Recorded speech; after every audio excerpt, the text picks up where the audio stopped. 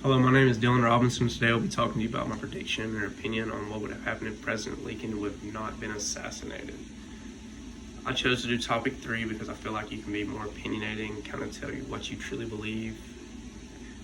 But I will struggle with visual aids because it's all just a prediction. What would he have accomplished in his second term is the question. I chose to go a bit different of a direction with my answer, but on the same topic, and hope that is okay, because I think you will enjoy it. Personally, I feel like what Lincoln did in his first term would be hard to top, mainly because of the Civil War.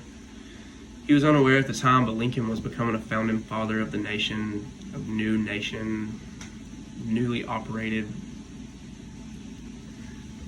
Because, what did I put here? Personally, I feel like what Lincoln did in his first term would be hard to top, mainly because of the Civil War.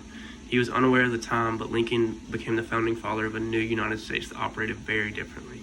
The end of slavery was not the only important thing he did.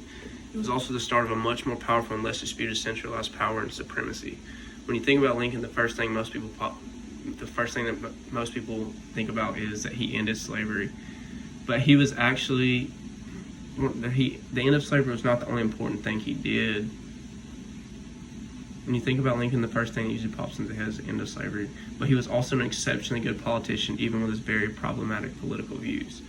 Lincoln viewed the Emancipation Proclamation as a military strategy, which led him to the 13th Amendment to protect us from the future conflicts.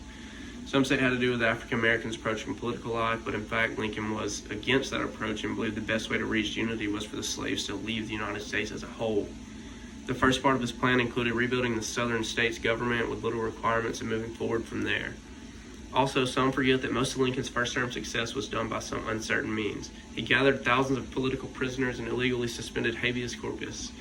He then stomped on the First Amendment closing papers that were crucial to the war, that caused draft rights and many other intense situations. Some people are unaware of the fact that he only pushed the 13th Amendment, or some even use the word bribery or questionable ratification movers, because he did not have faith in the Emancipation Proclamation holding up in the court challenges. One of the biggest things he did was restore the Union, in my opinion, but nevertheless, I'm not convinced that Lincoln Reconstruction would have ever played out the way most people believe. You can guess and say there would have been less economic disturbance with less political warfare, as the white supremacists would have started to tear and insurrect to snowball their political control. I feel like slaves would be legally free, but still a part of the Jim Crow, and African Americans would have been deprived of all they have for a brief period to put their stamp on political history. There's so much you could go on about that still does not change the fact that Lincoln is our greatest president, with the only other person coming close, I think, is George Washington. And all Abraham Lincoln ever was just a politician.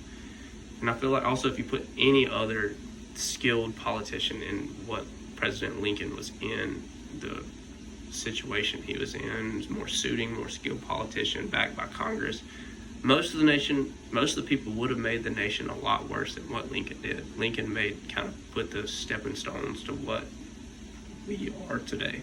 And that's my opinion. Thank you.